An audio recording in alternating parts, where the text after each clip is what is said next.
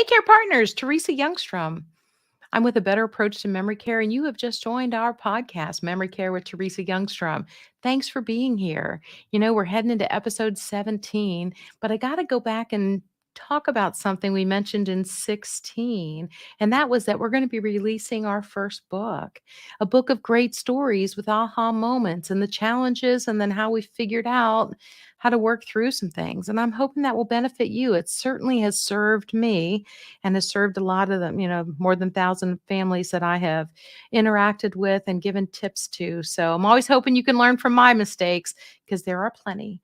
Anyway, this journey is very difficult when we're trying to love someone on their journey with dementia where there's no real logic and things don't really make sense, and we are trying to figure out best practices to care for them. Okay? So going back to last week, we were starting to look outside the box with Jim and Mary. And if you remember, Jim was acting out and he and Mary were in a group home for their memory care situation, but it wasn't really just memory care. It was a combination of individuals, and they weren't too excited about Mary getting into their things. And then Jim would act out and they had already threatened to kick him out. So we had a challenge, and you can go back and listen to that story. But once we figured out what was motivating Jim to act out, once we became good detectives, you know what? We had a whole new set of ideas on how we could come alongside and serve a couple and join them on the journey. So frequently we just want to fix it, force them to submit, gain control. And it really doesn't work well like that at all. If you think you can argue with dementia, well, you got another thing coming because guess what? It just doesn't work. All right. So keep in mind who needs to change. Who needs to change when there's someone living with dementia? Who needs to change the way they're doing things? Me or the person that I'm caring for? You guys, it can only be me if my brain is still if my brain is still functioning, and some days I question that. But there's only one person with a good brain. They're the only one who can change the way they do things. Please don't ever expect your person living with brain failure, with memory loss, to be able to grasp your concepts and A, hang on to them, or B, use them. They're usually defensive when you're having troubles. The reason I get called in is when there's troubles, and this person typically looks like this. See if this fits anyone you know. We might be defensive, paranoid, suspicious, always the victim, never wrong, always right. And by golly, you cannot win an argument with them, or you'll just get kicked out of the blankety blank house like me. Does that sound like anybody you're caring for? If it does, then please listen up because we have got to really hone in on why they do what they do. We got to be a great detective, not a judge. I just don't want your first resort. I don't want the knee jerk fix to be throwing a medication at it because it rarely makes them think better, walk more safely, transfer more safely. It usually just clouds things up a little bit more. And I guess what is the goal? Is the goal just to get them to submit and to gain control? Is that life? What if it were you? What if the tables were turned? And sometimes that's what I have to actually talk about when we're dealing with a couple and he's like, I just want her to stop. And I want to say, okay, but what if the tables were turned? Should we just throw medications at you? Or should we take a little more time to maybe assess, hit the pause button and maybe assess why you're doing what you're doing and see if we can figure it out? So just hang on with me as I go through a couple of great examples about how we learned once we hit the pause button and we listened. And trust me, they frequently can tell you what's bothering them and what's going on and what they're trying to do, whether it's go pick up those kids from school or what it is they're trying to do. And so where you see behaviors, guys, I see opportunity. I see opportunity. I see pain, fear, anxiety when they're acting out. And Teepa said that we cause most of these behaviors. 70%, that's a big number. And it's not that you are doing that intentionally. I wasn't doing that intentionally. I'm a nice person to be around. Ask my family. I mean, yeah, I'm a pleaser. And so I want to get along with I wanted to get along with my mom. But guess what? She had brain failure, and she would, holler at me and kicked me out of the blankety blank house, cussing and screaming just when things didn't go her way. And so that may be happening to you, but listen, just hit the pause button, take a breath, and let's talk about this because where you see behavior, I see pain, fear, anxiety.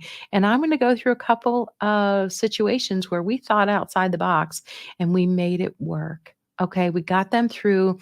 It seems like for a lot of individuals that have been, well, let's talk about this first gentleman. He was a highly educated, very successful executive of a company. Okay, ran lots of things, had lots of responsibilities. All right. He was put into a memory care place and he could not settle down. And first of all, anytime we change someone who's got brain failure, we change their location, boy, it can get haywire. Okay. And because none of this looks right and I need to go home and I would always transition them with help if you can, with familiar help, even better. But that wasn't the case, and when I got called in, it was already, chaos, and when they would put him to bed at night, he would always get up in the middle of the night, and he's rooting around in the room, stirring up everything. They had decorated his room lovely, there was lots of money in the family. It was a beautiful room, and they'd brought many of his things, many of his books and his notebooks and things, his desk stuff, his office materials. Well, guess what? He would root through all of that and just be a disaster in the morning, and the room would be a disaster, and the family's like, "What is he doing, and why can't you fix this?" Okay. So, after observing this gentleman for a while, I had an idea. And I went back to the family and I said, "I can imagine in his position that he probably had an assistant, some kind of an executive assistant, and someone who would run errands for him, someone who would take notes, take dictation, send letters, da da da da." And they said, "Oh, he always had assistants. Are you kidding?" And I said, "Okay." So we went to the private duty company and trained up a couple of their caregivers to be professional executive assistants. Okay, so when they would show up in, um, like a professional attire, not suits or anything, but maybe a collared shirt or polo or something, looking more official. And they would come in, they would call him sir. I'll make up Mr. Smith, sir. You know, um, but they were very professional, and they carried a steno pad. And guess what? When he would start to get worked up, they would approach him from the front. They would introduce themselves again. Sir, I'm here to help. I can take that issue for you, and I can take that. And he would sometimes give them a job, but sometimes we didn't even understand his words, but he was definitely barking instructions.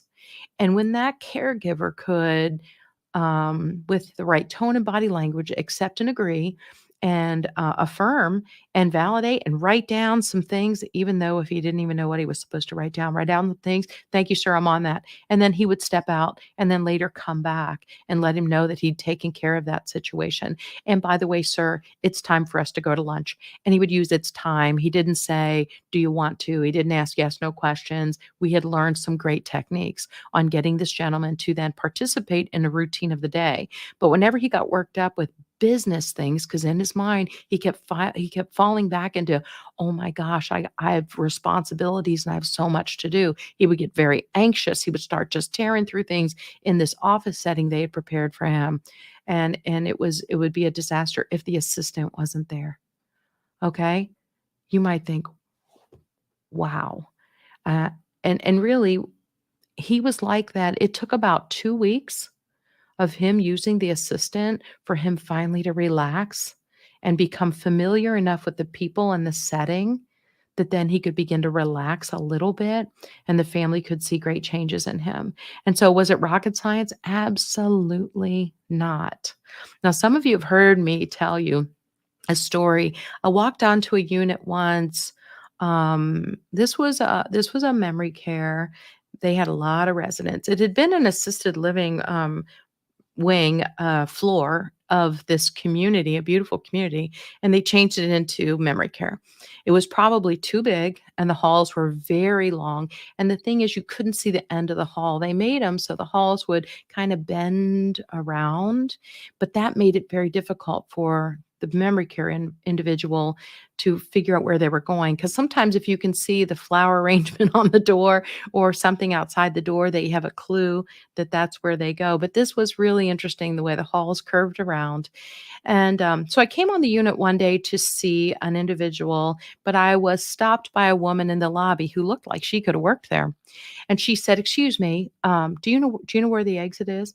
And I thought for a second. And then in this particular place, they had a facade, a room around where the elevators went up and down. And you would hear like a doorbell when someone was waiting inside there, like they'd come up on the elevator and they're waiting to get in. Because it was a secured unit, an employee would have to let them onto the unit.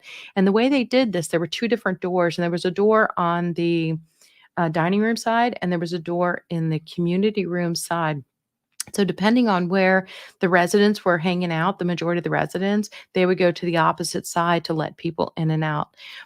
But this woman who had approached me, she was concerned on how to get out of here, and I had directed her to an employee. So the next time I came up there, she not only was looking for the exit, but guys, she was very physically able. She had a little group with her, and so she was pushing someone in a wheelchair. She had a guy on a walker, another lady with her cane, and they, as a group, were looking for the exit because she had a hunch that when you heard that doorbell, and she said that to me because as I was walking past her, and this was not my client, I'm walking past her and the doorbell happened to ring, which let you know someone was waiting to either get into that room or come through it off the elevators. And she said, "Did you hear it? Did you hear it? There's a way to get out of here. There's a way to get out of here." So listen, I know some people think that people get dementia and then their whole brain is shot and they can't do anything. Absolutely wrong. There might be a part of their brain that is damaged, guys. It might be language and cognition. It might be vascular type issue where this or that's happening. Maybe frontotemporal, and their issues are executive function, and maybe discernment between, what words should come flying out their mouth or not, safety awareness, but it might be something else. Maybe it's Lewy body. Their diseases are different, and different parts of the brain are being affected. Not stupid. These people are not stupid, and they still need purpose. And that's another point to make today. They need purpose. So, how in that season where your loved one needs purpose and can still do lots of great things, my mom cut coupons for me. That was in her wheelhouse in a season, and it worked great. So, this woman, she had her little group that she had put together, and I heard her say, "Did you hear it? There's a way to get out of here." I thought, holy cow. So I went to their staff and I said, "What are we doing about Mrs. So and so?" And they're like, "She's driving us crazy. What would you do about her?" And I said, "Well, tell me more about her." "Well, she's just been here a week and she's very physically able. She's definitely exit seeking. Her family said she was a nurse for a long time." And I said, I said, "We could try something." I said, "Do you have a clipboard? Some paper?" So they got me clipboard and paper, and I drew some lines on it. I put some fictitious names down the left side with some more lines and numbers across the top, and a pen. And I went to her, and I'll just call her Mrs. Smith. And I said, "Miss Smith." And she said, "Yes." I said, "I'm Teresa Youngstrom." I said, "I'm a nurse here."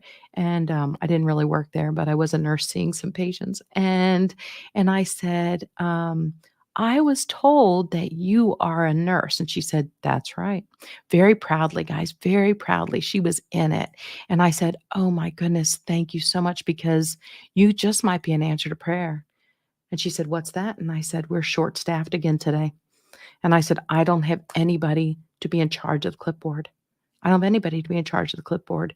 And I said, "When I heard you were a seasoned nurse," I said, "I knew I needed to come ask if you could help." And she looked at me and I said, "All I need you to do is because I trust your skills and ability.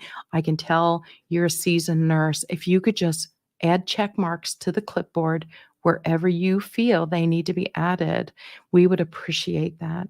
And if you could just add those, and then we'll turn that in at the end of the night and get you a new page tomorrow if you're willing to help us again." Oh my goodness, you guys.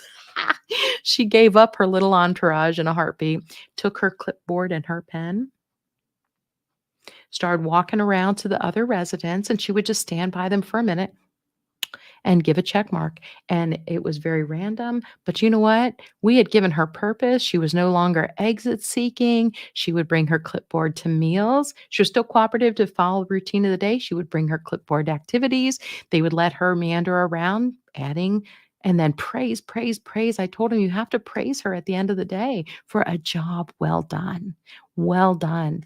Okay, so it took again a couple of weeks and she had her clipboard, and you'd notice her using it less and less as she was acclimating to her surroundings. But in that time, in that season, it gave her purpose and it gave her a reason to be there as part of the solution and not she wasn't part of the problem anymore. Does that make sense? I mean, so incredible. And it was so simple. Sometimes, guys, we just got to think outside the box. Now, a different situation is a gentleman I got a call. A gentleman had been moved into memory care and he had Lewy body and he was young and he was still very able. Um, and they were going to kick him out. And I said, "What happened? What happened? He's only been here a few days." But they just really didn't know how to care for someone in his situation. They were a newer community and it looked pretty. Well, let me tell you, it's a lot more to a great memory care than just looking pretty. And so they accepted him because I think sometimes having been on the inside of that, I've been a memory care director. I've been an assisted living memory care director.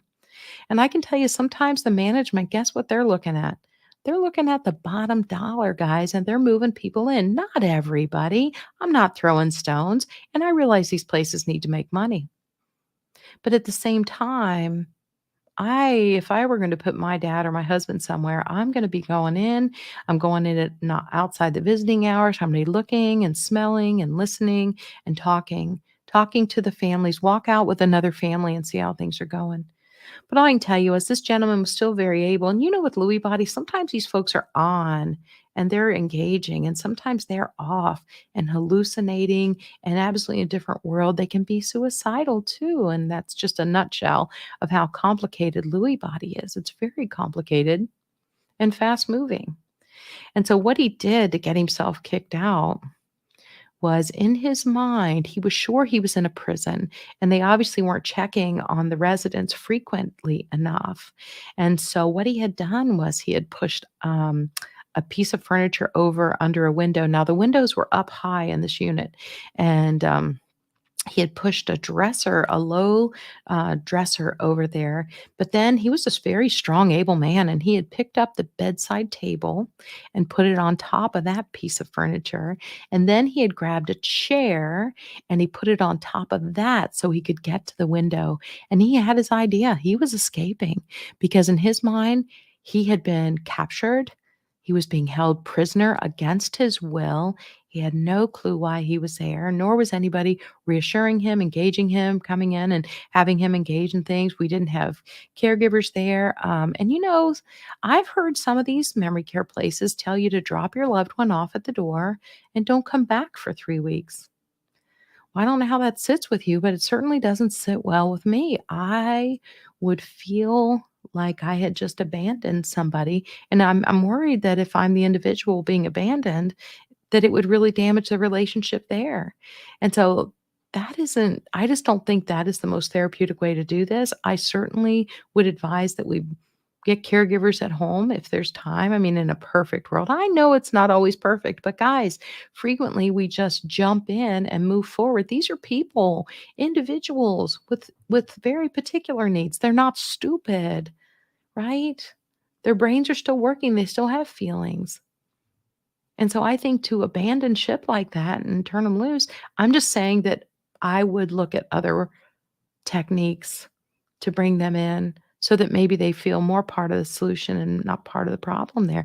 And so, yeah, this gentleman thought for sure because he hadn't seen family, he hadn't seen any family members, and this unit, these people really didn't know how to care for him in his situation, and so he was getting out of there. Man, they came in and saw him up trying to bust that window up real high. Yeah, no, no, no. They 911'd him out of there immediately to a behavior unit, and then the family was seeking other placement. So, terrible situation, terrible situation. How could we have done that better? Yet who suffers? Who suffers as the result of people in memory care position that we hope understand this disease better than the family member bringing their loved one in. We're hoping they understand it better, but not always the case. Not always the case. So I'm not always looking for the newest, prettiest place that's available. Maybe I'd like to go to memory care where the charge nurse or I'm sorry, the head nurse has been there, 10 years, and we've got some history, and we've got, she's got a lot of knowledge on what they've done over time. Um, One more situation, if you've got a loved one who's still very capable and may do well if your community has great adult day centers, and we don't call them you don't want them to feel like they're going to a daycare for children or something, so be careful in your terminology. But um a couple of times we have ordered um, labels and name tags that say volunteer. And we set up with the organization that, Mary's willing to come in here, but under the guise that she feels like she's a volunteer. She doesn't see her disease. She can't see her disease. She's still very functional. She can toilet herself. She can feed herself. She can set tables. She can fold napkins. She can put out construction paper and pick up colored pens. I mean, she can do lots of things. Um, but it would be a huge challenge to get her to think she is the one needing the care. So can we think outside the box again? I vote yes. Let's think outside the box. And your situation's gonna be different. But when she came in as a volunteer and the staff was on board that she was a volunteer, "Hey, Mary, we need your help over here. Thank goodness you're here. You're so amazing. Thank goodness you're good at this and good at that. Thank goodness." And she would go home at the end of the day and sleep well. She's had a good day. She's been productive. All right. And in that season for her, that's what worked. It's a chronic debilitating disease, isn't it? So we have seasons, but there's a season where I think it's very difficult for them to not do anything. They still feel so capable, or they're confused and they're thinking that they're supposed to be at work, or they're supposed to be picking up the kids, or they're supposed to be they're supposed to be doing a responsibility from back in time. And what can we do to accommodate that? Come alongside and love them through that, not beat them up and finger wag them down. Now, I told you before, stop that nonsense. Stop that nonsense. That's nonsense. That was 30 years ago. You no longer work at the daycare. You don't. Give it up. Um, Really? So you don't think you could maybe in that moment validate their position? Yeah, you were so amazing there. You know what? I remember the award that you got. You got the award, for outstanding caregiver of the month. I'll never forget that. And we came and you got a trophy and they put a sash on you. Oh, what a great day. You were so great there. You know what I was thinking? Oh, you know what? It's almost lunchtime. You know what? Were you thinking about the grilled cheese or that tuna melt? The tuna melt? Me too. Okay, do you see how you can just go there, validate it where they are, and then see if you can lead them to another place? And if you go too fast, it'll backfire. I kind of went fast for the sake of the video, but there are ways to, in that moment, take 60 seconds or 2 minutes and validate their position and let them feel right, especially if it was a positive thing, something incredibly positive they did. Or if they're thinking they got to get to work, look at your watch and say, "Oh, okay, you got to get to work." All right. So we got about 45 minutes. I am going to need to get some breakfast and I'll make you breakfast. And then I need to get a quick shower. But I'm glad you told that. And you know what? If you could play with the dog for a few minutes, that would be helpful too. And so just come alongside and validate it and go with it, right? It's not rocket science, guys, but here's the problem. Here's the problem. By the time some folks are seeking help, they've already got their loved one to this spot. All right, so I went to see a lady last week, and I'm telling you what, her dukes are up, and she's defensive because they keep bringing in these caregivers that didn't have skills on how to get alongside of her. And I was there witnessing a caregiver. Actually, it was one of their admins from a home care company who I feel like I need to spend more time with because her body language was just like this. when the lady's talking, and I'm like, "Oh boy, just a you know, just looks like so much fun to be around."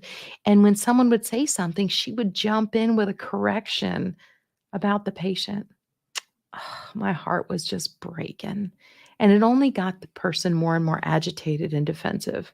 So, if you're dealing with someone who's already in a situation where we've had, I want to say bad care, because you know what? If the teacher hasn't taught and the student doesn't know, well, you know what? They just don't know. I didn't know. I'd been a nurse 30 years and I didn't know. I got kicked out of the house. So, not throwing stones, guys, but there's so much to learn. Just be open minded, can you? Can you be open minded that when you get them to this point, it's not about throwing medicines at them, but it's going to take some great skills and training to get them to put the dukes down? Great skills, but it can be done. It can be done. Listen, God gave me a tough cookie to learn on. My mom was a tough, tough cookie. And so to get her back to a place where her fists were down, it took months, but we did it. And your situation's going to be different. Everybody's situation is going to be different. But I've watched good things happen when we're willing to change. Who has to change? We do. Can you expect the patient to change? Can you expect the patient to hear the logic of what they need to do and what they need to stop doing? And it'll just be, oh, okay. Thanks for telling me. Okay, guys, it never happens. It never happens. Right. They're defensive, never wrong, always the victim. That's why you're in the pickle you're in. If she were cooperative in that stage, you wouldn't have this need. But she already is confused in a point. She has cognition problems, apparently, right? But you've got her limbic system, her fight, fright, flight. You've got that fired up. And she's staying in that, with the cortisol flowing and in a defensive mode. So we got to start backtracking. We got to start accepting and agreeing. But we got to get us right. Notify your face you're happy to be there. Hey, so great to see you. Hey, so great to see you. Right? We got no syringes, no handcuffs, no baseball bats. So good to see you. Bring your hand forward. Who knows? Maybe they'll reach out and use their muscle memory to touch your hand, and you'll get permission to touch them without even having to work too hard at it. But it all takes time and it takes patience. But I have faith in you. I have faith in you that you could figure this out and that we start recognizing behaviors as a need. As a need, there's pain, fear, anxiety going on. Can you listen? Can you listen to what they're trying to say, if they can still say? Or can you offer information back? Repeat their words back to them and see if you can gain more information. But let's just start by a couple little nuggets. Let's accept and agree. Let's get our tone and body language looking like we're happy to be there. Show that smile on your face so they know. They know. And then can you give them a compliment? Teepa Snow's a rock star about her techniques, right? That positive physical approach. And that once you do come into their presence, if you can then land a compliment and make them smile, oh my goodness, let the endorphins start. Not the cortisol, let the endorphins start rolling. All right. So that we can then move forward. But you better have your radar on as to what their needs are for today. Because if they're in another place dealing with another anxiety, we're going to have to go there with them first and validate that, and then bring that down, put that away, de escalate that before then we move them to a happy place. You got it? All right. I'm Teresa Youngstrom. This is Memory Care with Teresa Youngstrom. I hope it's helpful to you. I hope that you'll like, share, and subscribe so that when I get new ideas or bring on a new guest speaker who you can learn from, that you'll have awareness and you'll get notified that we're here. So thanks again. You got this.